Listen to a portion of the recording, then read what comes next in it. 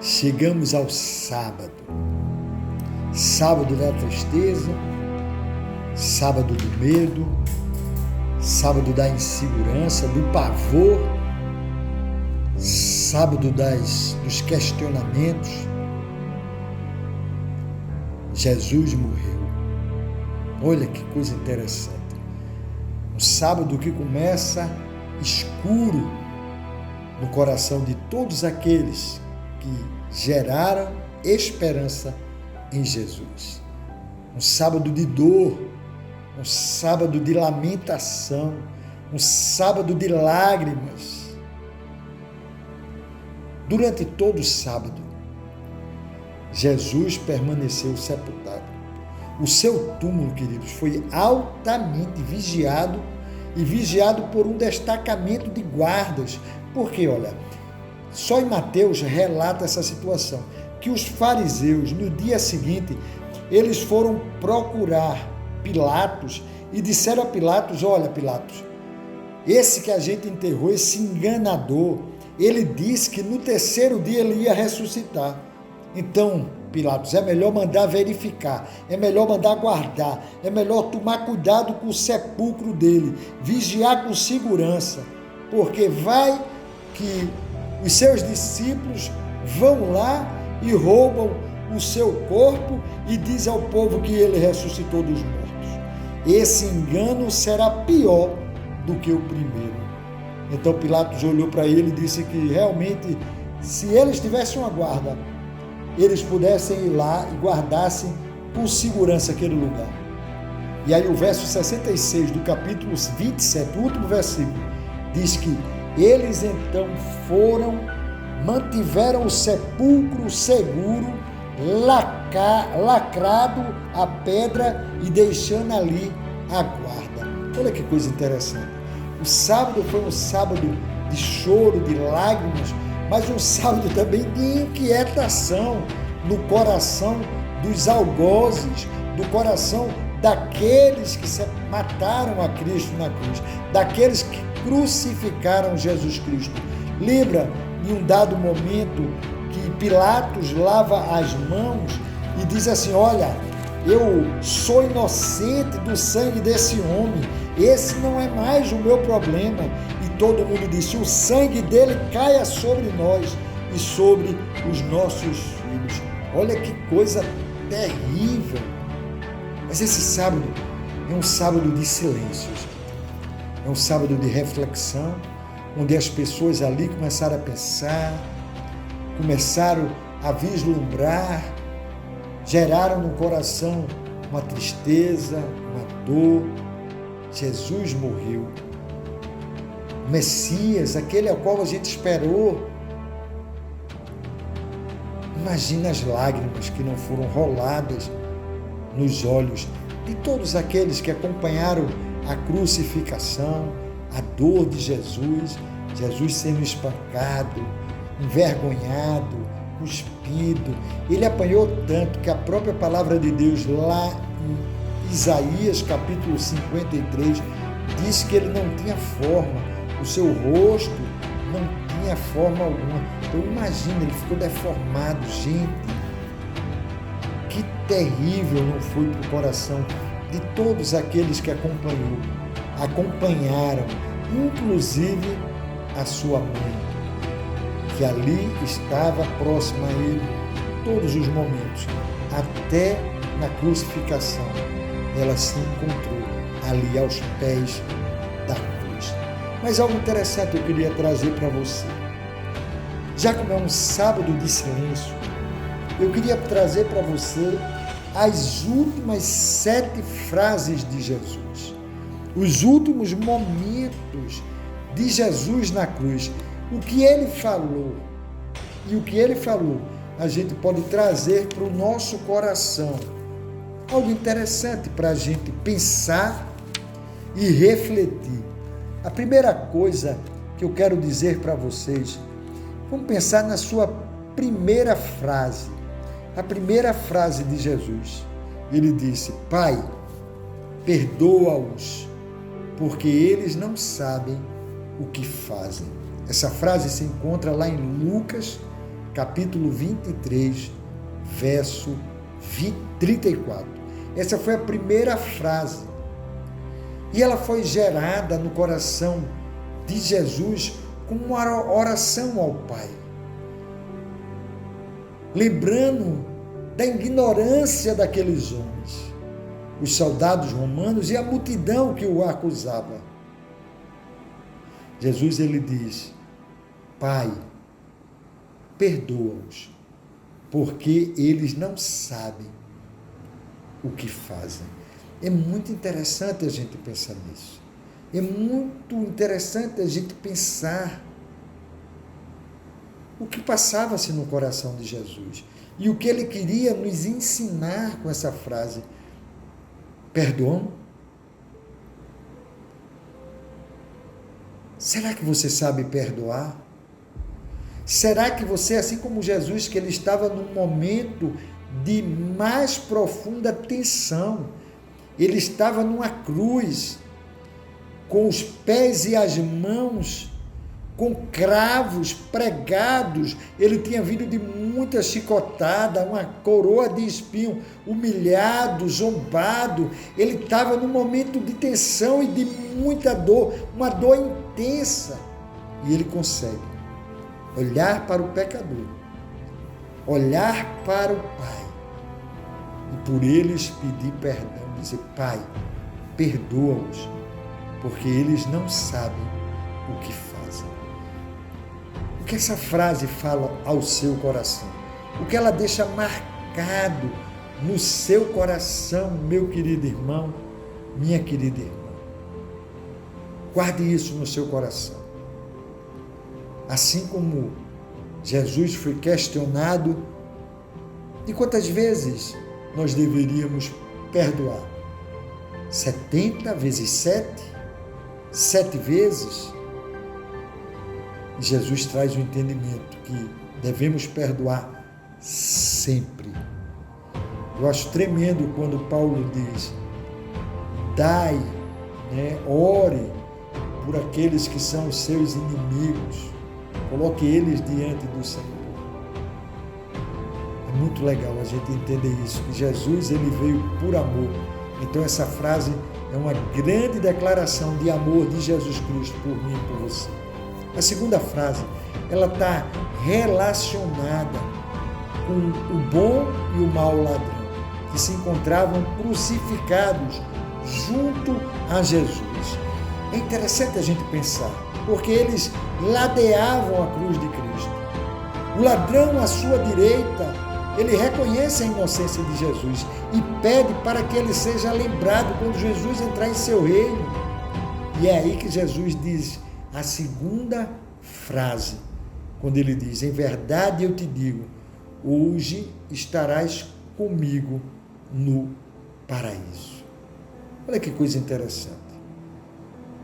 Jesus não questiona a vida do ladrão, Jesus só vê a sua fé, porque ele disse: lembra-te de mim quando entrares no teu reino. Olha que coisa interessante da gente pensar, meu querido irmão, minha querida irmã.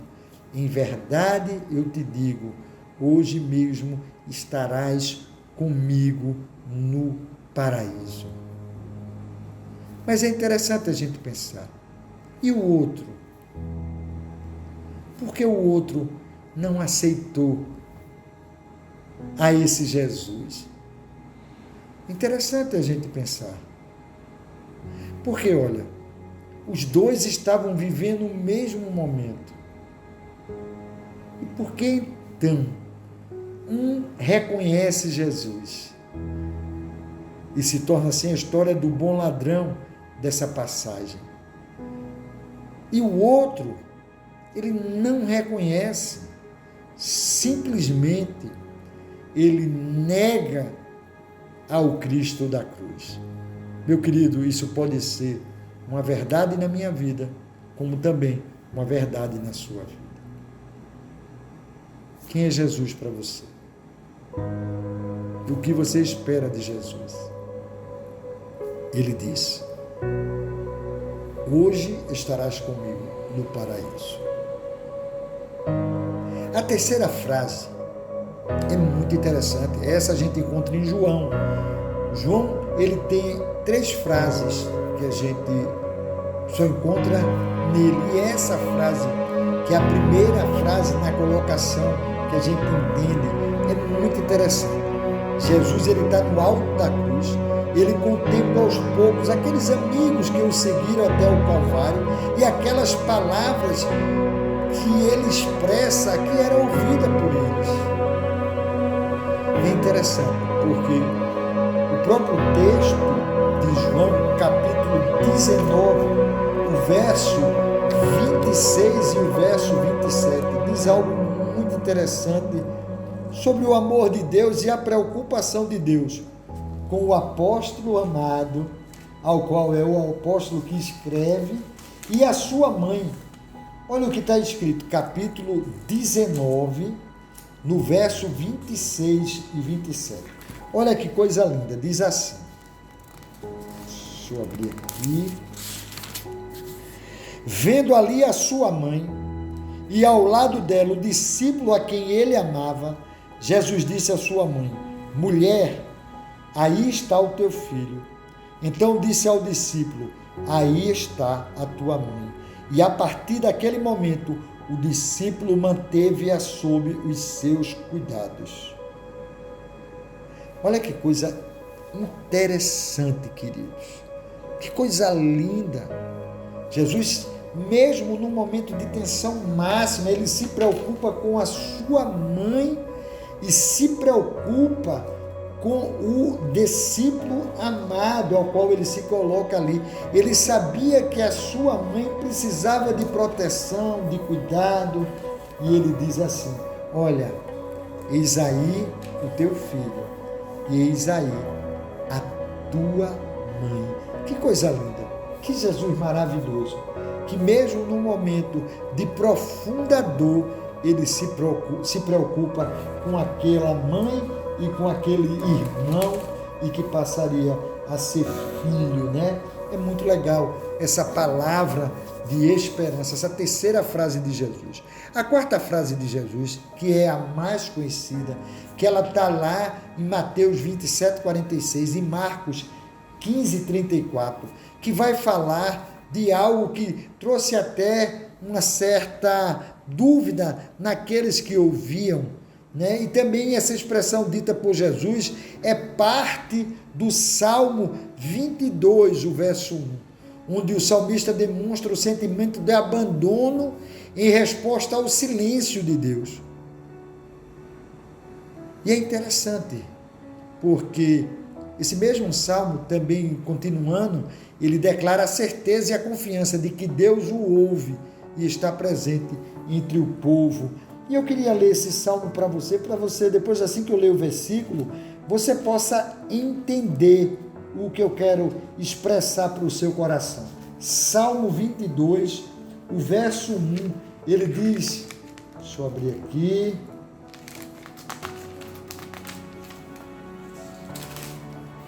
Deus meu, por que me desamparastes?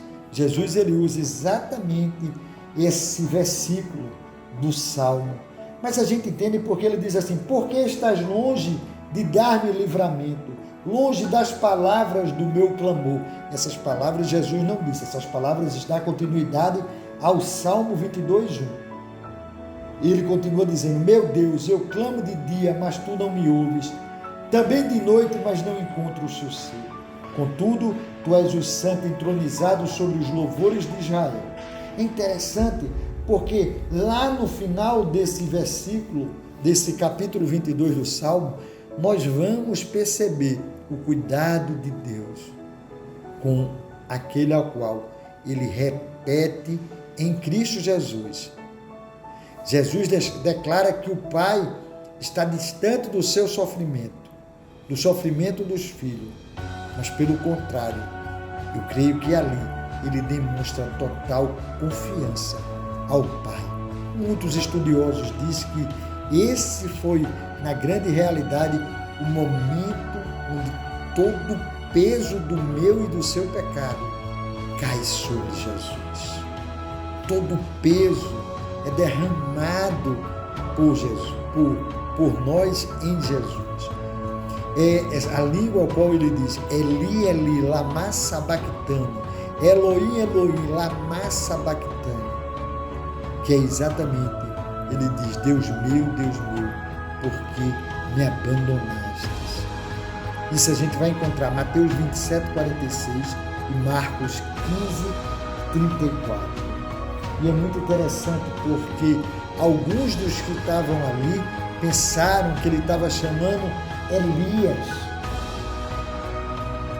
Interessante isso. E naquele momento que ele disse essas frases e que pensaram que era Elias, alguns correram, pegaram uma esponja em vinagre, ensopado, e colocaram numa haste e deu-lhe de beber, dizendo, deixai, vejamos se Elias virá tirá-lo.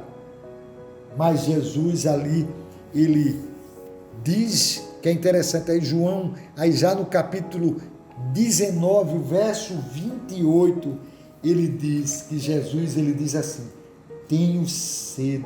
Olha a forma humana de Jesus sendo revelada, de aí traz exatamente para o meu coração e o seu, a certeza de que ele sentiu dores.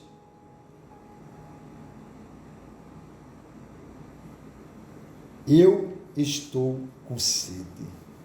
Aqui é a patente da natureza humana de Jesus, 100% homem, 100% Deus. Não era uma reclamação ou um pedido, mas uma afirmação clara de que ele era de carne e osso, tinha fome, sede, como todos nós humanos, e é por isso que ele se compadece de nós, pois ele conhece todas as nossas dores. Lembra que lá em Hebreus, o escritor de Hebreus, no capítulo 4, no verso 14, ele traz esse entendimento para o nosso coração de uma forma muito preciosa. Ele diz assim, porque a palavra 14:15, portanto, tendo uma grande sumo sacerdote, Jesus, o Filho de Deus, que entrou no céu, mantenhamos com firmeza a nossa declaração pública de fé, porque não temos um sumo sacerdote que não possa compadecer-se das nossas fraquezas, mas alguém que, a nossa semelhança, foi tentado em todas as coisas, porém não pecou. Esse é o Jesus humano que tinha sede. Essa foi a nossa quinta frase. Restando duas frases. A frase seguinte, ela é sequente a quando ele diz, tenho sede. E é interessante, porque a palavra de Deus diz que, a partir do verso 29, havia ali uma vasilha cheia de vinagre. Então puseram uma esponja ensopada de vinagre num ramo de isopo e ergueram até a boca de Jesus. Havendo provado o vinagre, Jesus disse, está consumado. E inclinando a cabeça, entregou o seu espírito. E é interessante porque o evangelista João, ele escreve e ele traz, ele é o único que traz essa tanto tenho sede, como também está consumado, como também é ele o único que traz exatamente, mulher, eis aí o seu filho, e eis aí a tua mãe. Então essa frase está consumado, que eu acho fantástica, é o ponto final de tudo, é o pagamento, é quando Jesus diz está consumado, é assim, eu paguei o preço, você não deve mais nada, o débito foi quitado. Jesus declara que tudo que a gente devia, que tudo que a gente precisava cumprir, que toda a lei foi pago. A obra da salvação, ela ali se tornara eficaz por intermédio do sacrifício dele em prol de mim e de você. Você entende isso, querido? Essa palavra está consumada, devia estar impressa no meu coração e no seu, está consumada. Eu e você não devemos mais nada, foi pago o alto preço, o sangue, a morte do Filho de Deus. É quando João 3,16 faz todo sentido. Porque Deus amou o mundo de tal maneira que entregou o seu Filho unigênito, Filho único, para que todo aquele que nele crê não pereça, mas aí tenha a vida eterna. Eu gosto muito, muito de um texto que ele, em João, que vai trazer um entendimento muito legal para o meu coração e para o seu coração. Quando Jesus, ele diz de uma forma muito clara: eu sou a ressurreição e a vida. Aquele que crê em mim, mesmo que morra, viverá eternamente. Você entende isso? Ele fala exatamente no momento que ele travava uma conversa a respeito de Lázaro. E ele diz assim: eu sou a ressurreição e a vida. Quem crê em mim, mesmo que morra, viverá. E todo aquele que vive e crê em mim jamais morrerá. E ele pergunta: você crê nisso? Está consumado, tem tudo a ver com isso, queridos. Você crê nisso, meu irmão? Você crê que Jesus enviou o seu Filho para morrer em seu lugar? E ele morreu a sua morte para que você pudesse viver a sua vida. Está consumado. E a sétima frase, queridos, a última frase, ela se encontra no Evangelho de Lucas, mas também a gente pode perceber que João traz esse entendimento quando ele diz: havendo provado o vinagre, Jesus disse: está consumado. E inclinando a cabeça, entregou o seu espírito. Mas Lucas, ele traz esse mesmo contexto, mas só que ele percebe e traz as palavras que saíram dos lábios de Jesus. E aí a gente vai encontrar exatamente no capítulo 23, o verso 46, quando ele diz: então, exclamando em alta voz, Jesus disse: Pai, nas tuas mãos entrego o meu espírito. E dizendo isso, expirou. Olha que coisa tremenda, meu querido irmão, minha querida irmã. Pai, em tuas mãos eu entrego o meu espírito. Terminava ali a sua agonia, terminava ali a sua missão. Jesus se abandona aos cuidados do seu Pai. E assim fazendo, ele expira. Olha que coisa tremenda, o filho que diz assim: Pai, cumpri a missão ao qual eu nasci para isso, ao qual eu vivi para isso, e hoje eu morro por ela.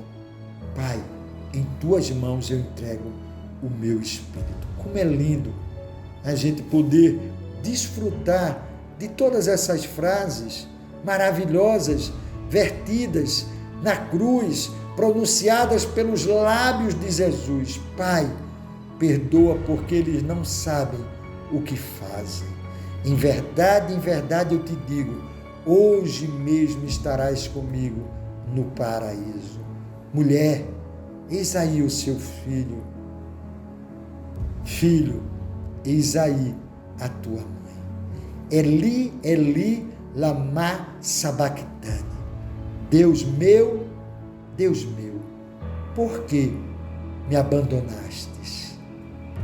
Tenho sede, está consumado. Pai, em tuas mãos entrego o meu espírito. Sábado de silêncio, sábado de reflexão, sábado de trazer ao coração o amor de Deus. Entrega o teu caminho ao Senhor, confia nele, que o mais ele fará. Não tenho dúvida alguma que Jesus reconhecia esse salmo. Entrega, confia, porque Ele vai fazer maravilhas na vida de Jesus, como também nas nossas vidas. Deus abençoe. Quem vos fala é o pastor Valença, da live de oração.